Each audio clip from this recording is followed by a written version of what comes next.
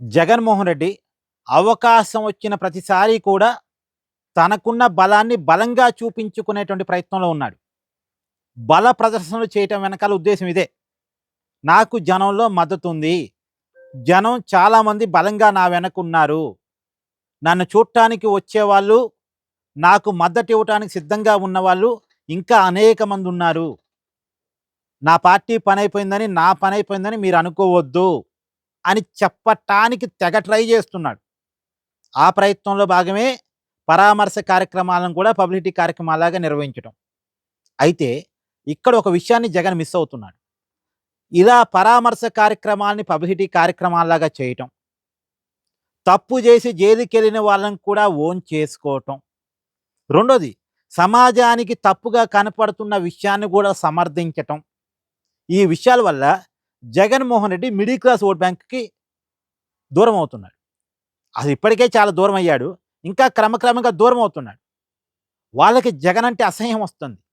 జగన్ అంటే విపరీతమైన కోపం వస్తుంది. ఇక ఇతను మారడా? ఈ పార్టీ ఇంతేనా? ఈ పార్టీ అంటే రౌడీలకి, గూండాలకి, నేరస్తులకి, నిందితులకి సపోర్ట్ చేసే పార్టీయేనా? ఈ పార్టీగా అలాగే ఉండదలుచుకుందా? అనేటువంటి ఆలోచన మిడిల్ క్లాస్‌లో వస్తుంది. నిజానికి ఇప్పుడు జగన్ బలాన్ని చూపిస్తున్నాడు గదా! కేవలం ఆ బలం ఆధారంగా అధికారంలోకి రాలేడు. సాధ్యం కాదు.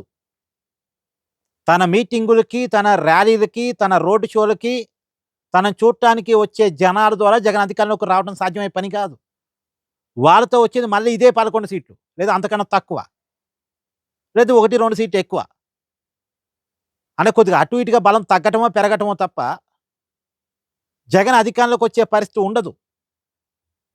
ఇది జగన్మోహన్ రెడ్డి అర్థం చేసుకోవాలి. జగన్మోహన్ రెడ్డి చేస్తున్న పనుల వల్ల మిడిల్ క్లాస్‌లో రోజు రోజుకి జగన్ క్రెడిబిలిటీ బాగా తగ్గిపోతుంది. జగన్ మాటలు, జగన్ చేష్టలు, వైఎస్ఆర్ కాంగ్రెస్ పార్టీ చేస్తున్న విషయాలు ఇవన్నీ కూడా రోజు రోజుకి వైసీపీని జనంలో బ్యాడ్ చేస్తున్నాయి. ఇప్పుడు వాస్తవానికి ఏందంటే, గతంలో కాంగ్రెస్ ఓట్ బ్యాంక్ అనేది చాలా స్ట్రాంగెస్ట్ ఓట్ బ్యాంక్ అండి. మామూలు ఓట్ బ్యాంక్ కాదు. చాలా బలమైన ఓట్ బ్యాంకు. ఉమ్మడి ఆంధ్రప్రదేశ్‌లో బలంగా ఉన్న పార్టీలు అయితే కాంగ్రెసు లేదా మన తెలుగుదేశం పార్టీ. ఈ రెండే గదా! మధ్యలో 2009లో ప్రజారాజ్యం వచ్చింది. కానీ నిలబడలేకపోయింది. తర్వాత జనసేన 2014 ఎన్నికల సమయంలో వచ్చింది. సరే ఆ పార్టీ బలం కూడా కొంత పరిమితమే. బలంగా ఉన్నది Congress vote bank, TDP vote bank.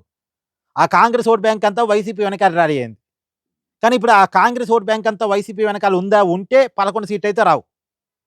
ఆంధ్రప్రదేశ్‌లో 11 సీట్లయితే రావు. వచ్చే అవకాశం లేదు. నిజంగా కాంగ్రెస్ ఓట్ బ్యాంక్ అంతా వైసీపీ వెనకాల ఉంటే. ఉంది నిజంగా ఒకప్పుడుంది. 2019కి ముందుంది. కానీ 2024 ఎన్నికలప్పుడు లేదు. లేదు మళ్ళా ఆ ఓట్ బ్యాంక్ గ్యాదర్ కావట్లే జగన్ వెనకాలకి. ఎందుకు గ్యాదర్ కావట్లే?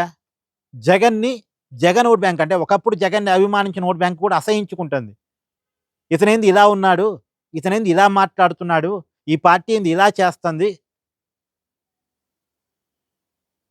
జనాలకి వ్యతిరేకంగా పోతుందేంది? అని మాట్లాడుకునే పరిస్థితి. మిడిల్ క్లాస్ పూర్తిగా దూరమవుతున్నారు. కులాలకు అతీతంగా, ఈ మతాలకు అతీతంగా మిడిల్ క్లాస్ వైసీపీని అసహించుకుంటున్నారు. పైగా వైసీపీకి ఒకప్పుడు అంతకుముందు కాంగ్రెస్‌కి రెడ్డి ఓట్ బ్యాంక్ చాలా బలమైన ఓట్ బ్యాంక్ అండి సామాజిక వర్గాల వారీగా. తర్వాత దళిత ఓట్ బ్యాంక్ చాలా బలమైన ఓట్ బ్యాంక్. ఈ దళిత సెక్షన్స్‌లో కూడా ఒక వన్ ఆఫ్ ది సెక్షన్ వైసీపీని ఇప్పుడు పూర్తిగా వ్యతిరేకిస్తుంది.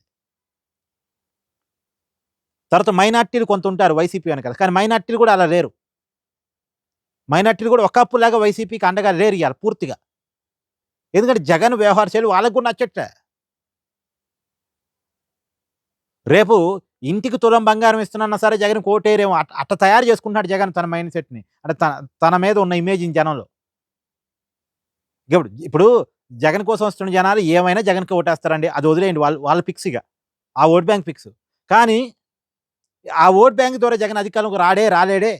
వేరే ఓట్ బ్యాంక్ కావాలి. వేరే ఓట్ బ్యాంక్‌కి నేను ఇంటింటికి వచ్చి తులం బంగారం మీకు చేతిలో పెడతా అన్నా గాని ఓటేసే పరిస్థితిలో లేకుండా జగనే చేసుకుంటున్నాడు. ఇప్పుడు కూటమి మీద వ్యతిరేకత లేదని కాదు. ఏ విషయం మీద జనాలు వ్యతిరేకంగా లేరని కాదు.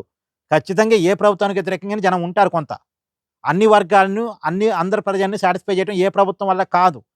కానీ కూటమి మీద వస్తున్న వ్యతిరేకతను తన వెనకాల ర్యాలీ చేసుకోవటంలో వైసీపీ ఫెయిల్ అవుతుంది.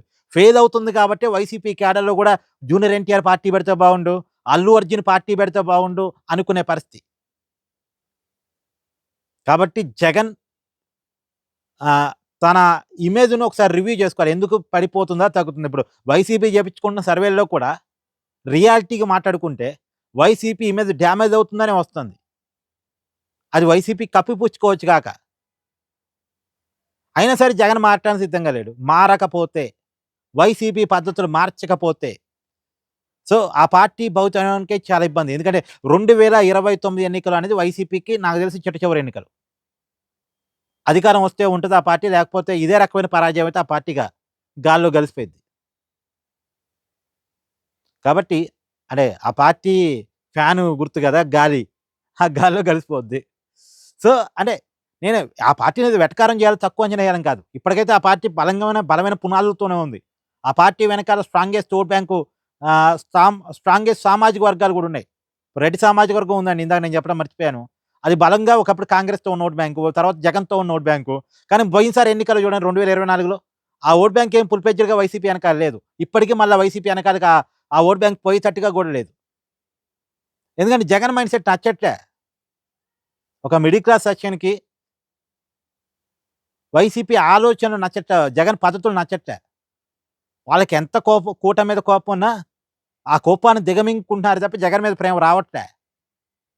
ఎందుకంటే జగన్ చేస్తున్న పనులు అట్టున్నాయి. ఆ విషయాన్ని జగన్ తెలుసుకోగలగాలి. ఎవరైనా చెప్పగలగాలి. చెప్తే జగన్ వినడు. జగనే తెలుసుకోవాలి.